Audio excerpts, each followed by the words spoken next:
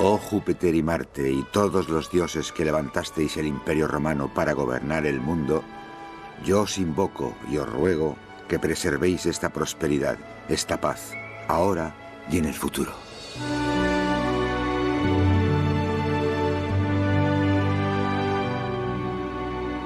En el año 14, plegarias como esta se oían por los vastos dominios gobernados por Roma. Porque en ese año, el imperio se hallaba al borde del abismo. Había muerto el emperador Augusto. Augusto había sido una figura imponente. Acabó con un siglo de guerra civil. Presidió 40 años de paz y prosperidad internas y tuvo la visión suficiente para forjar el poder que mantuvo unido al imperio. Pero la paz de Augusto se cobró su tributo. Al término de su vida, después de haber gobernado como un monarca y fundado una dinastía que estaba agobiada por las tensiones, Augusto había eclipsado al Senado. Sus herederos, Tiberio, Calígula y Claudio, fueron hombres que gobernaron Roma durante años de terror político, locura imperial y asesinatos. Por otra parte, en la lejanía había nacido una nueva religión que un día engulliría el mismo imperio. Los años que siguieron fueron años de aflicción que pusieron a prueba la resistencia de súbditos y ciudadanos, soldados y esclavos, los hombres y mujeres del Imperio Romano en el siglo I.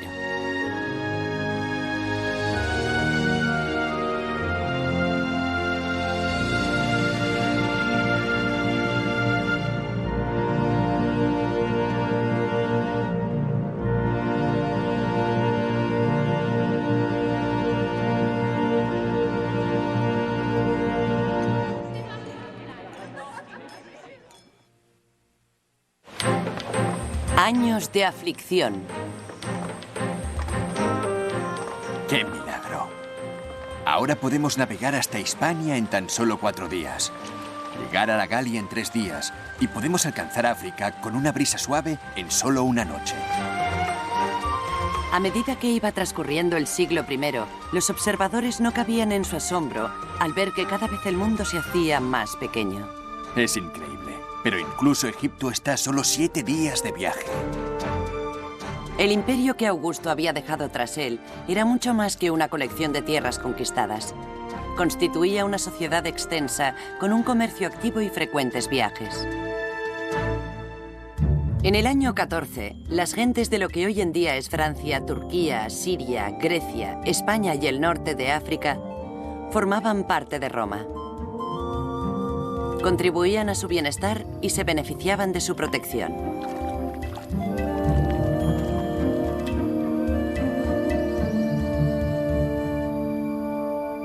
Pero a la muerte de Augusto, la familia de Roma también incluía algunos miembros problemáticos. Egipto, conquistado unos 45 años antes, seguía siendo una tierra exótica con un poder inquietante. Judea, añadida medio siglo antes, era un polvorín. Y en Germania, las tribus locales se resistían a ser plenamente romanizadas. Y estaba Britania. Julio César había proclamado orgullosamente que la isla formaba parte del imperio. Pero no era así totalmente. A la muerte de Augusto, Britania seguía desafiantemente fuera de su alcance.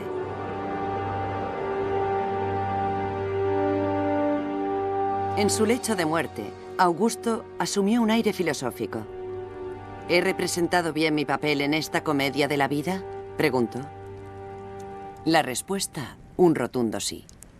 El Senado declaró que Augusto era un dios, y al entrar en la leyenda pasó la antorcha del gobierno a un hombre que había permanecido 50 años aguardando en la sombra, su hijastro Tiberio. Los años de espera también lo habían sido de sacrificio. Tiberio había estado felizmente casado, pero se había visto obligado a divorciarse de su mujer para contraer matrimonio con la hija del emperador. Tiberio acató la orden de Augusto, pero sus biógrafos nos dicen que ya nunca volvería a ser el mismo. Tiberio había amado a su esposa. Después del divorcio, lamentó haberla apartado y la angustia se apoderó de su alma. La única vez que la vio, la observó con ojos tan desorbitados que se designó a un oficial para impedir que se acercara a él.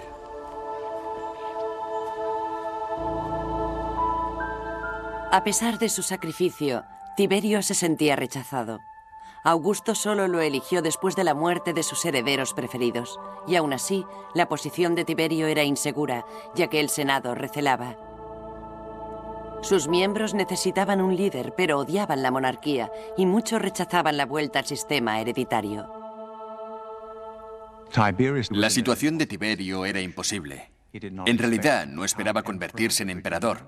No era la primera elección de Augusto. Tampoco era Augusto. No había tenido los éxitos de este. Las negociaciones de sus funciones, con relación a aquellos que eran sus iguales, fue muy difícil. En la Cámara del Senado se palpaba la tensión mientras se leía el testamento de Augusto. Tiberio se movió con cautela al reclamar su legado, y no se manifestó con claridad. ¿Tiberio asumirá plenos poderes imperiales?, preguntaron los senadores. No, respondió él. ¿Qué rama del gobierno controlarás?, preguntó un senador. Tiberio permaneció en silencio. ¿Cuánto tiempo seguirá Roma acéfala?, demandó otro. Claro que Tiberio quería el poder. La excusa para comportarse tal como lo hizo era que así lo había hecho Augusto. Intentaba parecerse a él con todas sus fuerzas. Augusto había conseguido el poder rechazándolo, y Tiberio creía que debía hacer lo mismo. Pero, curiosamente, de alguna forma sutil, y se equivocó. Rechazó demasiado. No convenció a nadie de que su negativa era genuina, y con ello despertó resentimientos. Mientras Tiberio intentaba torpemente definir su papel, fuera de Roma se produjeron unos acontecimientos de resultados nefastos. Llegó un mensaje de las provincias. 2 ejércitos de la frontera norte se negaban a obedecer órdenes. Había empezado entre las legiones de las actuales Hungría y Austria, a 10 días de marcha de Roma. Un soldado descontento manifestó la amarga realidad de la vida en el ejército. Y montando una tribuna de tierra, avivó el fuego del resentimiento. Hombres viejos que están soportando 30 y 40 años de servicio, muchos de ellos incluso, han perdido alguna extremidad. Y a pesar de ello, no terminan licenciándose, siguen haciendo el mismo trabajo con otro nombre. Y si por casualidad alguno sobrevive, es arrastrado hasta los confines de la tierra y se le paga con una ciénaga o con una ladera montañosa estéril. Por Hércules, la vida en la legión es brutal y no reporta ningún beneficio. Gradualmente las quejas fueron haciendo mella. Los soldados empezaron a mostrar sus cicatrices. Algunos se dedicaron al pillaje. Asesinaban a los oficiales. Y con las palabras desafiantes resonando en el aire, la rebelión iba ganando fuerza. ¿Por qué tenéis que obedecer como esclavos? ¿Cuándo os atreveréis a exigir la recompensa si no es con un nuevo y vacilante emperador? Era la peor pesadilla de Roma y exigía que la familia imperial le prestara atención. Con el nuevo emperador ocupado en la capital, otro miembro de la familia fue enviado a sofocar la rebelión. Se llamaba Germánico. Era joven, carismático y querido por los soldados como hombre de las legiones. Su esposa incluso había dado a luz en un puesto avanzado del ejército, y el hijo de 2 años de la pareja vestía un pequeño uniforme. Los soldados le llamaban Caliga, que quería decir botita, y de ahí Calígula. El muchacho era el favorito de los legionarios romanos, su mascota imperial. Cuando Germánico y su familia llegaron al campamento rebelde, era evidente que les esperaba más violencia. Su vida corría peligro. Germánico consultó con sus consejeros. Con lágrimas en los ojos, suplicó a su esposa que buscara refugio en una tribu cercana. Ella aceptó, marchando con el pequeño Calígula en sus brazos. Unos años después, el historiador Tácito narró el episodio. Se fue un grupo de desdichadas mujeres. La esposa del comandante, una refugiada, estrechando a su hijo contra su pecho, rodeada por las llorosas esposas de sus camaradas. Los llantos fueron oídos por los soldados que salieron de sus tiendas. Avergonzados sintieron lástima por ella y pensaron en sus antepasados y en su hijo, una criatura nacida y criada entre las tiendas. Suplicaron, insistieron que volviera. Se quebró la unidad de los rebeldes. Germánico se convirtió en un héroe y Calígula y su madre regresaron al campamento. Calígula, de niño, en plena rebelión, tuvo ocasión de comprobar la gran importancia de la lealtad del ejército. Además, él había sido el favorito de los soldados y pudo apreciar la lealtad que el ejército sentía por la familia imperial en Roma. Y también pudo ver lo que ocurría si no se satisfacían las aspiraciones de los soldados. No mantendrían su lealtad. Calígula vio que la lealtad del ejército era la médula de la fuerza imperial. Pero los hechos le enseñaron a Calígula otra lección aún más negra. La popularidad podía ser algo muy peligroso.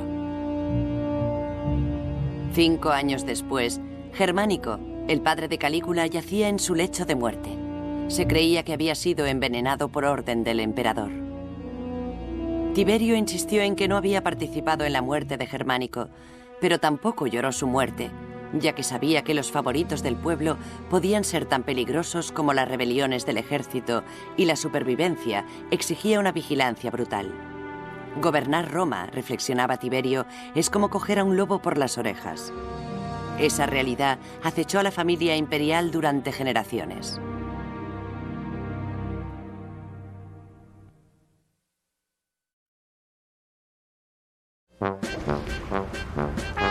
Debo ir a tomar un baño. Sí, es la hora. Cogeré unas toallas. Corro para alcanzar a los demás y le digo a todos y a cada uno de ellos, ¿cómo estáis? Disfrutad del baño, disfrutad de la cena. Jóvenes y viejos, ricos y pobres, hombres y mujeres, todos los días a media tarde, gran cantidad de gente por todo el imperio terminaba su jornada laboral y se dirigía a los baños. Se acabó el trabajo y también las preocupaciones. Canto las glorias de los baños, adornados con brillantes azulejos. La mayoría de los baños eran grandes y muy agradables, y en ellos las clases sociales se mezclaban en uno de los ritos más unificadores de la vida romana.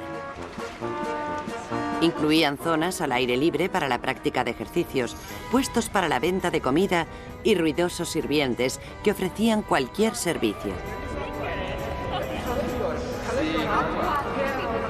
Me moriría si el silencio fuera tan necesario para estudiar como dicen. Vivo justo encima de la casa de baños. El filósofo Séneca consideraba su casa de baños con una mezcla de sentimientos encontrados. Imagina todas las voces odiosas que oigo. Cuando los hombres musculosos hacen ejercicios con sus pesas de plomo, oigo sus quejidos y su respiración entrecortada.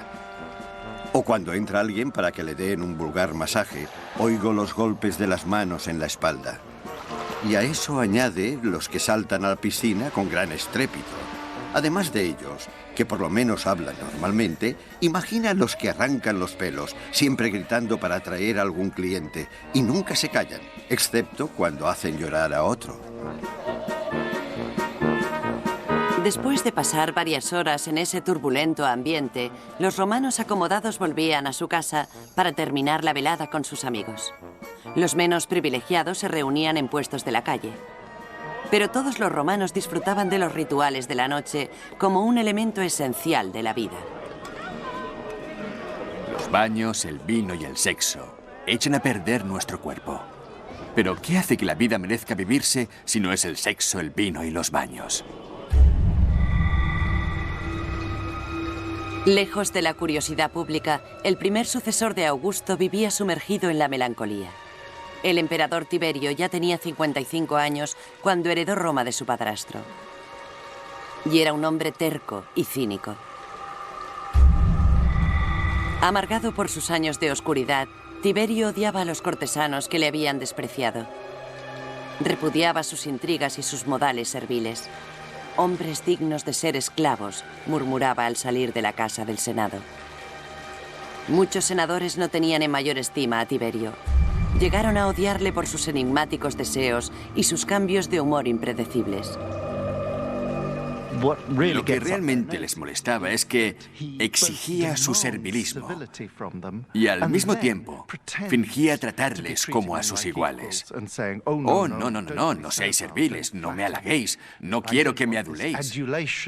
Pero era evidente para ellos que, a menos que le adularan, a menos que se comportaran como esclavos, él no se sentiría feliz. Por eso le llamaban hipócrita. Con el mutuo desprecio existente entre los senadores y Tiberio, el emperador buscó consejo fuera del Senado, en un oficial de caballería llamado Sejano. Un hombre al que el historiador Tácito llamó un embaucador de pueblo. Sejano era descarado y tenía una gran resistencia física. Parecía honorable, pero en su interior ocultaba una naturaleza codiciosa. Debe recordarse que los romanos eran extraordinariamente snobs. No se oponían en absoluto a la movilidad social, pero odiaban a los arribistas, a los que consideraban que llegaban al poder no por sus méritos, sino por engañar al sistema. Se arrastraban como gusanos para ganarse el favor de los emperadores y con engaños llegaban a ocupar una alta posición social. Tiberio le dio a su nuevo amigo Sejano el mando de la Guardia Pretoriana, un batallón de élite creado para mantener el orden y proteger al emperador. Sejano concentró sus tropas en un solo campamento. Al estar alojadas en un solo lugar, dice Tácito, la Guardia acrecentó la influencia política de Sejano. Cuando el campamento estuvo terminado, buscó el afecto de sus soldados, hablando personalmente con cada uno de ellos. Él mismo eligió a los comandantes y a los senadores les ofrecía un cargo o un puesto provincial para aquellos que le apoyasen. Tiberio le ofreció a su ayudante los más altos honores. Abiertamente elogiaba a Sejano llamándolo el socio de mis tareas, y Sejano se recreaba con la confianza del emperador. La utilizaba para abrirse camino y conseguir más poder personal, subyugando a Roma en un reinado de terror que la retrotraía a su pasado más oscuro. Germánico, el héroe de la rebelión del ejército, estaba muerto, y Sejano decía que la familia del fallecido conspiraba para hacerse con el poder. La viuda de Germánico fue separada de sus hijos y enviada al exilio. En Roma, el joven Calígula se libró de la represalia, pero sus hermanos mayores corrieron peor suerte. Suetonio describe su destino. Ambos fueron juzgados por traición y condenados a muerte. A uno de ellos, en los sótanos del Palacio Imperial, el hambre le llevó a comerse el relleno de su almohada. Se cree que el otro se suicidó cuando el verdugo le mostró el lazo y los ganchos para arrastrar su cadáver por la ciudad.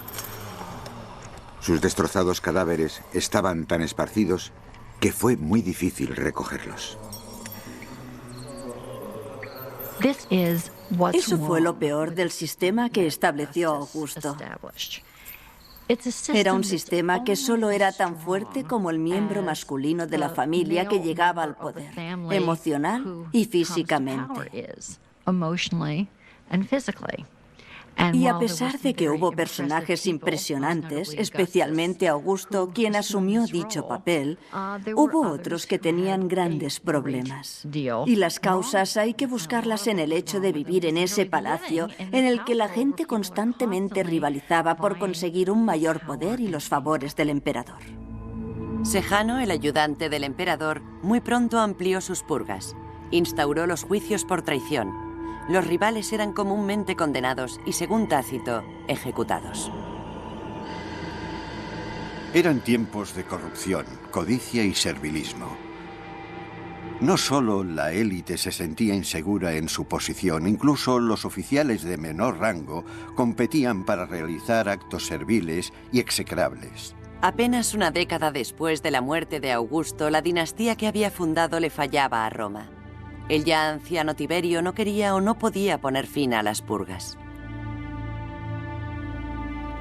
¿Dónde estaba Tiberio cuando los juicios, persecuciones y otras atrocidades tenían lugar a finales de su reinado? Es difícil de decir. Se había alejado de la ciudad porque estaba cansado de la capital y de su política. Tal vez tuvo conocimiento de algunos de los juicios que tuvieron lugar, aunque puede que no supiera nada. Es posible que hubiera sido engañado. ¿Cómo saberlo? Es muy difícil decirlo. En el año 26, asqueado y sintiéndose inseguro, Tiberio dio la espalda a Roma y se retiró a la isla de Capri, un aislado refugio que le ofrecía seguridad ante sus enemigos y diversión a su atribulada mente.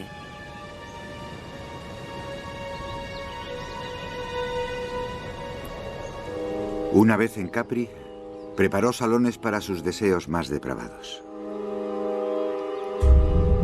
En una de las 12 villas de los acantilados, Tiberio buscó consuelo en la astrología, el vino y, según Suetonio, su chismoso biógrafo, en toda clase de desenfrenos.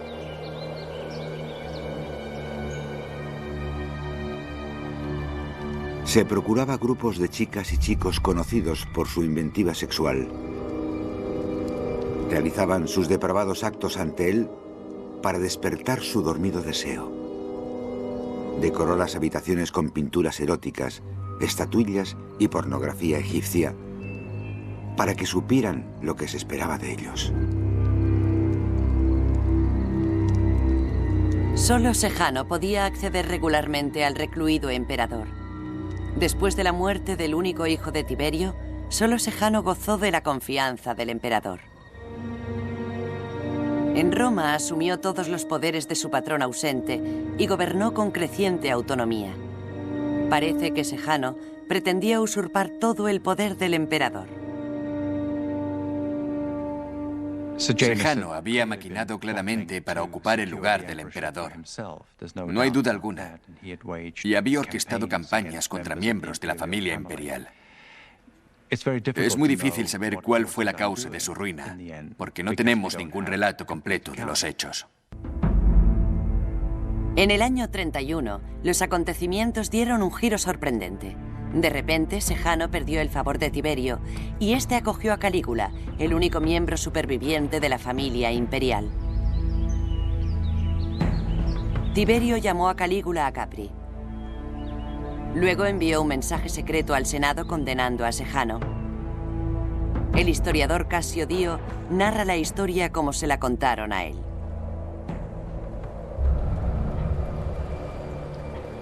Al amanecer, el agente del emperador subió por la colina donde el Senado estaba reunido en un templo de Apolo. Encontró a Sejano fuera. Le consoló con mentiras, diciéndole que estaba a punto de ser nombrado sucesor del emperador. Exaltado, Sejano entró corriendo en el templo. Mientras el agente del emperador desaparecía discretamente, la carta de Tiberio estaba siendo leída en voz alta. Línea tras línea condenaba a Sejano. Lentamente los senadores se fueron alejando de él. El presidente del Senado llamó a Sejano, pero este no obedeció porque nunca había cumplido órdenes. Fue llamado una segunda y luego una tercera vez. Luego, el presidente le dijo: «Sejano, ven aquí». Este respondió desconcertado: «¿Me estás llamando a mí?». A él, a quien habían adorado, ahora ordenaban su ejecución. Sejano fue estrangulado y su cuerpo arrojado al río Tíber. En una época de emperadores, la violencia era el único recurso de los ofendidos y la brutalidad acechaba muy cerca de la superficie. Lo que podemos deducir de la caída de Sejano es que nadie estaba seguro en la corte. Era una forma de gobierno reservada. Personajes sin escrúpulos perseguían el poder porque ambicionaban ejercerlo, pero nadie podía estar seguro ni controlando ese poder. El emperador podía golpear a cualquiera sin previo aviso. Tiberio continuaba gobernando desde Capri. Todos sus rivales habían sido destruidos, pero también la posibilidad de garantizar la sucesión. En sus últimos años, Tiberio, cansado y distante, sabía que su único sucesor con vida era Calígula.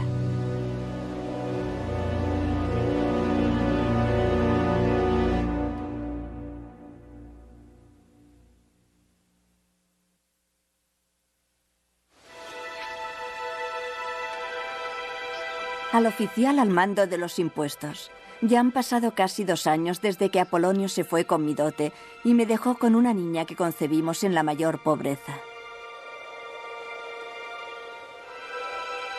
A pesar de que con frecuencia los emperadores se deshacían de sus enemigos políticos, millones de personas anónimas de todo el imperio llevaban una vida menos azarosa. Pagaban sus impuestos, luchaban por mantener a su familia y cuando surgía algún problema, acudían a los administradores romanos en busca de ayuda. Mi marido ha viajado en barco hasta Alejandría y allí se ha unido a otra mujer. Le ha dicho a su padre que venda nuestra casa. Ya que ni siquiera tengo para comer, te ruego que le ordenes que se presente ante ti y le obligues a devolverme la dote para cubrir las necesidades de la vida.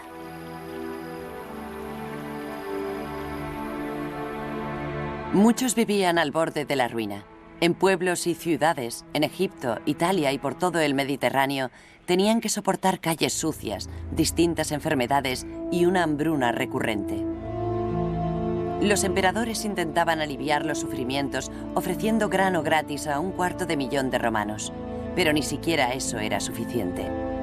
Para muchos de los pobres anónimos, alimentar a sus familias era una tarea imposible, especialmente en la provincia romana de Judea, el actual Israel. Allí, en la franja desértica del imperio, la seca tierra daba unas pobres cosechas y los impuestos romanos se sumaban a la carga. Los judíos de Judea eran fervientemente religiosos. Entre ellos había una familia originaria de un pueblo cercano al mar de Galilea.